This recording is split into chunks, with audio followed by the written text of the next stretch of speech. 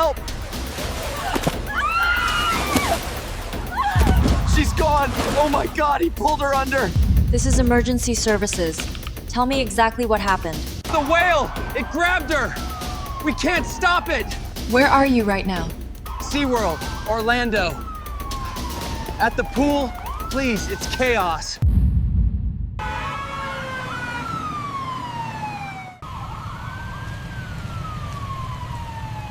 What unfolded on that February afternoon would burn itself into history as one of the most disturbing tragedies ever witnessed inside a theme park. The trainer was Dawn Brancheau, respected, beloved, and celebrated for her grace with orcas. The animal was Tilikum, the largest killer whale in captivity, already infamous for his dark past. For years, audiences believed in the magic of the show, the illusion of trust between human and predator. But on that day, the surface cracked wide open, revealing the raw truth of what it means to keep an apex predator confined and commanded. This is not spectacle, it is reality. These are true stories. Subscribe to Animal Shock Stories for more haunting accounts, and share your thoughts in the comments. Should we ever have expected harmony between wild instinct and human will? Dawn Brancheau was not simply another trainer in a wetsuit. She was the embodiment of SeaWorld's carefully crafted dream, the smiling face of a dangerous fantasy that balanced on the razor's edge between awe and risk. For nearly 2 decades, she had risen through the ranks with unshakable discipline, becoming one of the park's most recognizable figures, a woman whose presence alone could calm the thunderous energy of a 5-ton orca. Colleagues spoke of her in reverent tones, describing a woman who seemed born to this life, gentle yet firm, endlessly patient, and driven not by spectacle but by genuine connection to the animals under her care. Visitors remembered her radiant smile as much as they remembered the leaps and dives of the whales she worked beside. In an arena designed for applause, Dawn projected sincerity, a warmth that made audiences believe in the possibility of harmony between human and beast. She was meticulous, rehearsing cues until her body moved like choreography against the tides, and even in the most crowded shows, her attention was entirely on the animal in front of her, as if nothing else in the world mattered. To children in the stands, she was a heroine. To fellow trainers, she was a mentor and example. To SeaWorld executives, she was the living proof that their vision of entertainment and education could coexist. Yet beneath this adoration was a more haunting reality, one Dawn herself understood better than most. No matter how many hours she invested, no matter how carefully she practiced, the creature beneath her touch was still a predator, as wild and unpredictable as the ocean it once belonged to. Dawn acknowledged this truth with humility, never pretending the whales were harmless pets, but she chose to live within that fragile balance because it was also her calling, her passion, the life she had worked for since she was a girl who fell in love with the sea. Her story was one of devotion, years of training, endless hours at the tanks, careful study of behavior, patience tested by sudden outbursts, and quiet victories when an orca responded to her touch. In her, the public saw serenity, the perfect harmony between grace and danger, but those closest to her knew she carried an awareness of risk in every interaction, a silent pact between human determination and animal instinct. That awareness did not weaken her spirit. Instead, it defined her courage. She was both performer and protector, both teacher and student of creatures whose very size dwarfed the human frame. And so, as the spotlight followed her across the poolside stage, Dawn Brancheau became more than an employee of a marine park. She became a symbol of trust, the face of a fantasy millions were willing to believe in. But symbols are fragile, and dreams, no matter how luminous, always cast shadows. It was this delicate balance, this careful illusion, that would make her story not only inspiring but tragically unforgettable. The arena pulsed with a choreographed energy that felt more like a rock concert than a display of animal behavior, crowds cheering in rhythmic waves as music thundered through hidden speakers and lights reflected across the shimmering surface of the pool. Families leaned forward with wide eyes, children bouncing in their seats, believing they were about to witness magic human beings and killer whales moving together in perfect harmony, a symphony of nature and nurture. Trainers smiled, their gestures sharp and rehearsed, as if commanding forces far greater than themselves with the flick of a hand or the wave of a whistle. To the untrained eye, it appeared effortless, a polished spectacle that had been perfected over decades. But beneath the glitter and applause lay a deeper truth. The show was a storm trapped in glass, a swirling power compressed into a tank where unpredictability lurked just beneath the surface. Every leap, every crash of water, every bow pulled close to the audience was carefully controlled, but that control was never absolute. It was borrowed, fragile, conditional. The crowd did not see the subtle signs of agitation, the endless pacing, the moments when the orcas did not respond quite as expected. They saw beauty and power tamed, unaware that the balance was delicate, a dance performed on the edge of collapse. Trainers knew this, even if the audience never did, carrying the weight of invisible tension each time they stepped into the water. The whales, with their black and white forms slicing through blue, looked like creatures of myth, symbols of intelligence and cooperation, but in their dark eyes lingered an ancient instinct no amount of training could erase. The illusion of control was the very essence of the performance, convincing the world that man and beast could meet halfway in orchestrated trust, that raw instinct could be bound within human choreography. As music swelled and the crowd gasped in wonder, a shadow of irony curled beneath the spectacle. The audience's awe was born from the very thing that could never be truly controlled: the silent, unpredictable force beneath the waves. It was this dissonance between spectacle and reality, illusion and danger, that would make the coming tragedy so shocking. For those watching, the performance was flawless, a living fairy tale told in splashes of water and triumphant cries. For those inside the pool, however, there was always the knowledge that the ocean had been caged, and that even a cage of glass and steel could not contain its storm forever. Tilikum was not simply another whale in the lineup of SeaWorld's attractions. He was a leviathan whose very presence seemed to darken the water around him, a massive shadow with a mind as complex as it was unpredictable. Weighing over 12,000 pounds and stretching more than 20 feet in length, he carried the physical might of an apex predator and the haunted intelligence of a creature long removed from its ocean home. Born in the icy waters off Iceland in the early 1980s, Tilikum was taken as a calf, torn from his pod in a violent capture that left him forever marked by trauma. From the beginning, his life was defined not by freedom, but by walls of concrete and steel, a prison masquerading as a stage. His years in captivity were punctuated by incidents that revealed the cost of confining such power. At Sealand of the Pacific in Canada, he was involved in the death of a young trainer, an event that sent ripples of fear through the marine park industry, yet did not end his career as a performer. When he was transferred to SeaWorld Orlando, it was both an opportunity and a curse, the chance to become the centerpiece of a multi-million-dollar empire, but also the deepening of his life sentence within the confines of human entertainment. Flashbacks of his history form a chilling pattern trainers pulled under, warnings issued, moments of defiance that spoke of an animal no longer willing to obey with the certainty the shows demanded. Still, he was too valuable, too awe-inspiring to retire, and so the risks were pushed aside, the dangers minimized, until they became the silent undercurrent of every performance. To some, Tilikum was a victim, a creature forced into unnatural confinement, his instincts twisted by isolation and stress. To others, he was an executioner, the embodiment of nature's untamable fury, striking back against human arrogance. In truth, he was both an orca carrying the scars of captivity and the inevitability of instinct, a storm given flesh and fin. Each time he surfaced, spouting water into the air as crowds roared in delight, there was something deeply unsettling in his stillness, as though beneath the black and white facade lay a reservoir of resentment, memory, and hunger. Trainers who worked with him spoke cautiously, acknowledging his power while hoping to harness it, but his past loomed like a warning unheeded. Tilikum's history was not simply a backdrop to the tragedy of Brancheau.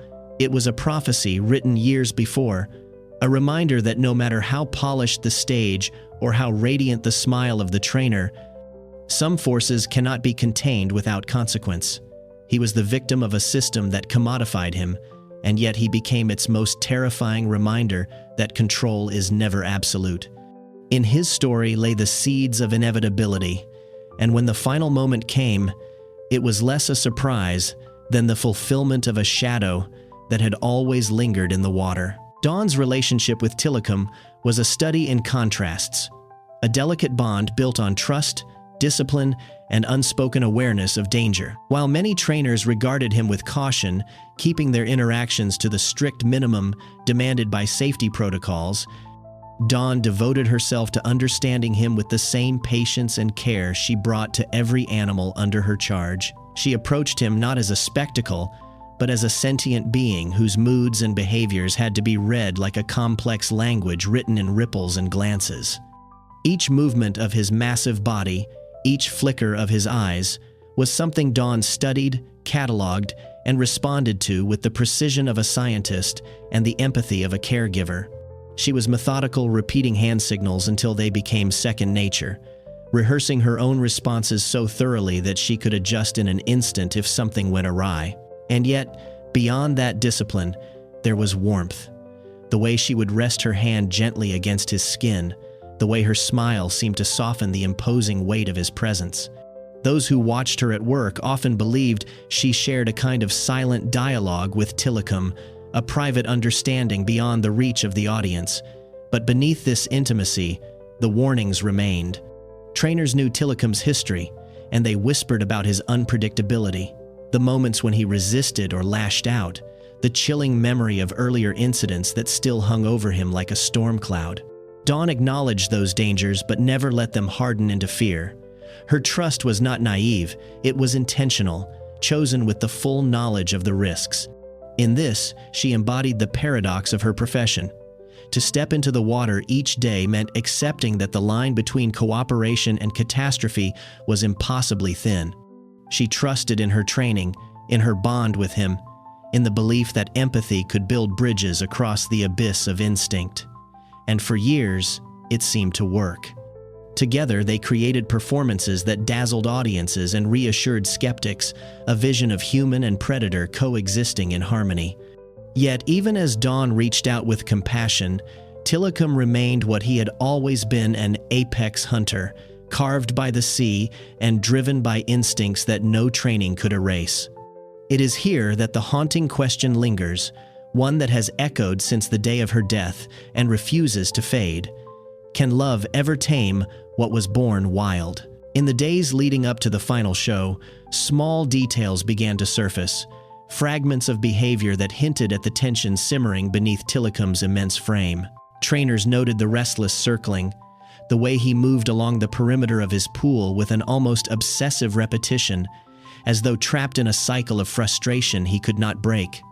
His vast body would slice through the water, back and forth, again and again, until the pattern itself seemed to radiate unease. There were moments when he ignored cues, holding back instead of responding, as if to remind everyone that obedience was always his choice, not a guarantee. On some mornings, he surfaced slower than expected, expelling long bursts of air that sounded more like sighs than routine breaths. His dark eye glinting in the light with something unreadable curiosity, defiance, or something far older. Trainers whispered about these signs in quiet corners, jotting notes that blended concern with resignation. For they had seen such behaviors before and were taught to normalize them as part of the risks inherent to their profession. Yet for those who worked closest with him, the unease clung heavier this time, like a storm forming silently over calm waters. Dawn, ever calm, never dismissed these signals, but she faced them with her steady presence, the practiced serenity that had become her hallmark. Where others tightened with nerves, she softened, speaking with quiet tones, her gestures controlled, reassuring. To her, Tilikum was not an unpredictable beast, but a being she had spent years learning to understand, one whose moods could be managed with patience and discipline. Still, even in her measured steps, there lingered flickers of unease, moments when her eyes followed his movements longer than usual, when her hand hesitated for a fraction of a second before signaling, when her breath caught just slightly as he delayed before obeying. These were not the gestures of fear, but of a deep awareness, an acknowledgement that something beneath the surface was shifting.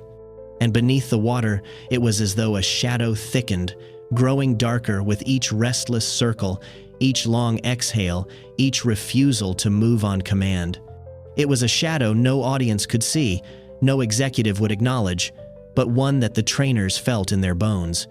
In that stillness before the show, with crowds beginning to gather and the stage lights gleaming across the pool, Dawn's calm stood in stark contrast to the unease rippling beneath the water. The balance between performance and instinct, between harmony and eruption, had never felt more fragile, and though no one could yet name it, the shadow was waiting. The morning of the performance unfolded beneath a Florida sun, so bright it seemed to gild the entire park in gold, the kind of day when families streamed through the gates with cameras ready and children clutching souvenir cups larger than their hands. The air carried a sense of festival, the hum of voices rising toward the arena where the day's most anticipated show was set to begin. Crowds pressed forward, filling every tier of the stands, the air thick with the mingled scents of popcorn and salt water, the anticipation beating like a drum as music pulsed through the speakers. And then, at the center of it all, Dawn Brancheau appeared, her presence as radiant as the sun overhead. She moved with a calm precision born of years of ritual, checking her gear, running her hands over signals, ensuring every gesture carried the clarity of command. Her smile stretched easily toward the crowd, yet her focus never drifted from the water before her, the stage she had long since claimed as her second home. Children pointed, thrilled to see her wave, while parents marveled at the serenity she seemed to embody, a woman who could stand at the edge of danger and radiate only confidence. Then came the moment the audience had been waiting for. Tilikum entered, a giant shadow slicing through the turquoise pool with breathtaking force. His body surged upward in a spray of water, sunlight glinting off the black and white skin that gleamed like polished stone. Gasps and cheers erupted, the audience thrilled to witness such scale and majesty up close. To them, this was harmony made flesh human, and Orca moving together in a dance of trust, spectacle, and wonder. Dawn stepped closer, signaling with poise, her body a seamless extension of the choreography. Each response from Tilikum drew applause, every splash a roar of approval from the stands. The illusion was perfect. The crowd saw nothing but grace, nothing but a bond unbroken. Yet beneath the surface, the storm lingered unseen, its shadow still circling, its presence thickening just out of sight. For now, though, the audience believed they were witnessing magic, a covenant between woman and whale that would hold forever, unaware that the fragile line between show and tragedy was already beginning to fray. Dawn's hands moved with practiced grace, each gesture a silent language forged through years of repetition, the delicate choreography that bridged the divide between human and predator.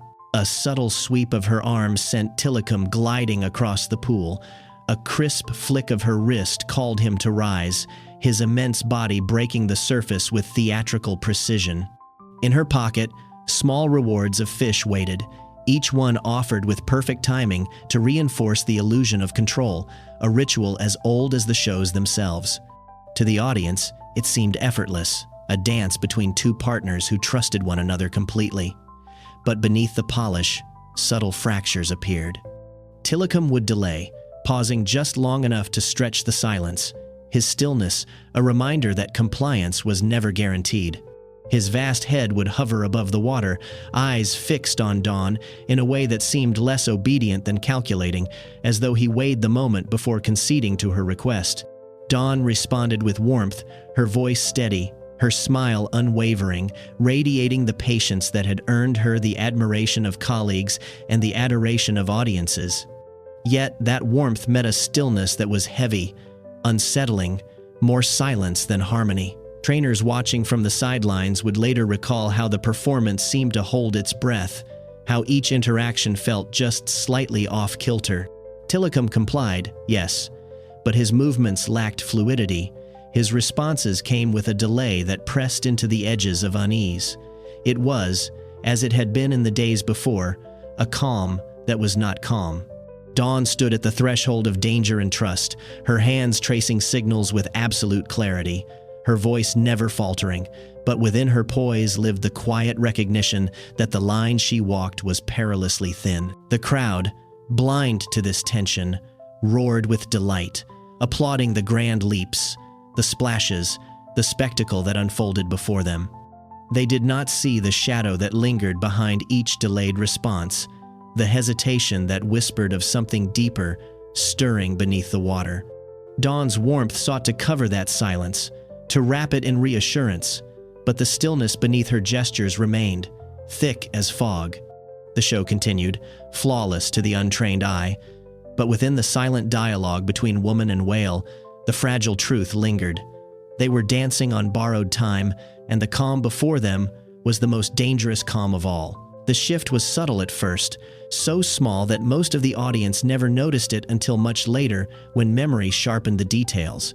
Tilikum began to circle slowly, his immense body moving with deliberate weight, ignoring the crisp signals that Dawn delivered with unwavering precision.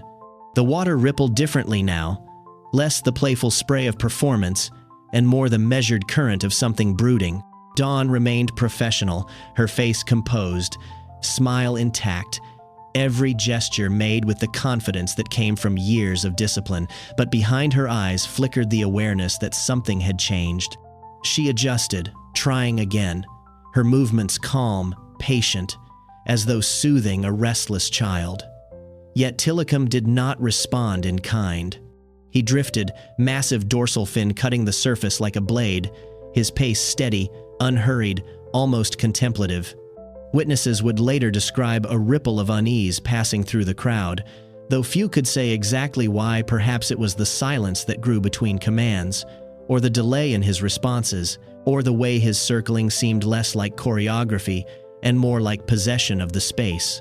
Parents pulled children closer without knowing why, while others leaned forward with frowns, sensing tension without having the words to name it. The music still played, the announcer's voice still carried over the loudspeakers, but beneath it all, something deeper hummed. The surface glittered under the Florida sun, sparkling, as if to reassure the crowd that all was well. Yet beneath that glitter, something ancient stirred, a force older than the tanks and lights, older than the very idea of captivity itself. Tilikum's silence was not empty, it was charged, heavy, the stillness of a storm gathering power in the distance. Dawn, ever composed, held her ground with serenity that both masked and acknowledged the danger.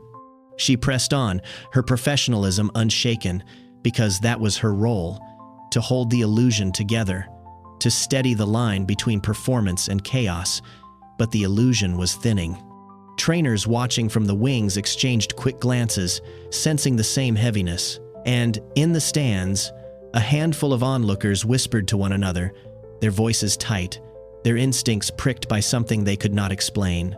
It was the calm that was not calm, the glitter of the surface masking the truth of what lived below. In that moment, though no one knew it yet, the line between show and reality had already begun to tear, and the ancient stirring beneath the water was preparing to break free. It happened in an instant. One moment the water shimmered with sunlight, the next it erupted into violence as Tilikum lunged with a force that split the pool into chaos. Dawn's figure vanished beneath the black and white mass, swallowed by a surge of power that no hand signal could stop. The audience gasped as one, then fractured into screams, piercing the humid Florida air with panic. Children cried, parents clutched them close, and the sound of terror ricocheted through the arena. Water exploded upward, spraying into the stands.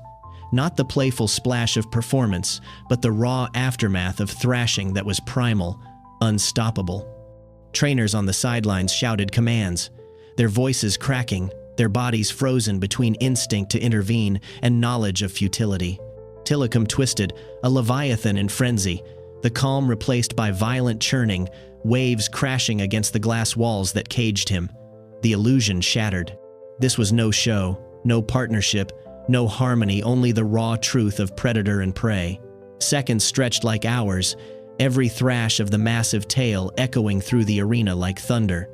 Dawn surfaced for a moment, a flash of her face breaking the water, then she was pulled under again, the crowd's cries reaching a fever pitch. People begged, sobbed, prayed out loud, but nothing slowed the storm unfolding in the pool.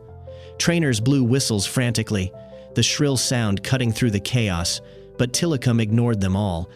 He was locked in instinct, his power absolute. The scene was cinematic in its horror spray raining over the stage, shadows twisting in the water. The predator's body a weapon beyond control. It was over almost as quickly as it began, but those who witnessed it would remember every detail: the violence of the water, the helplessness of the trainers, the collective scream of hundreds of voices, realizing in unison that what they had believed in a bond between human and orca was an illusion that could never hold. In less than a minute, the story had changed forever.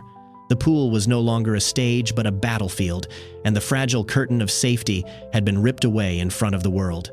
The chaos collapsed into silence so swiftly it felt unnatural, as if the screams of hundreds had been stolen from the air all at once. Only the water moved now, rippling with the echo of violence, settling back into deceptive calm. The crowd that had moments before roared with delight sat frozen in horror, their faces pale, their eyes wide and unblinking, unable to comprehend what they had just witnessed. Trainers still shouted, but their voices sounded distant, muffled beneath the weight of disbelief.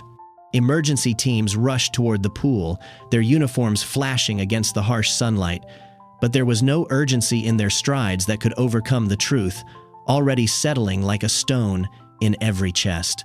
And there he was, Tilikum, floating near the surface, eerily calm, his massive body drifting with slow, deliberate movements as if nothing extraordinary had occurred.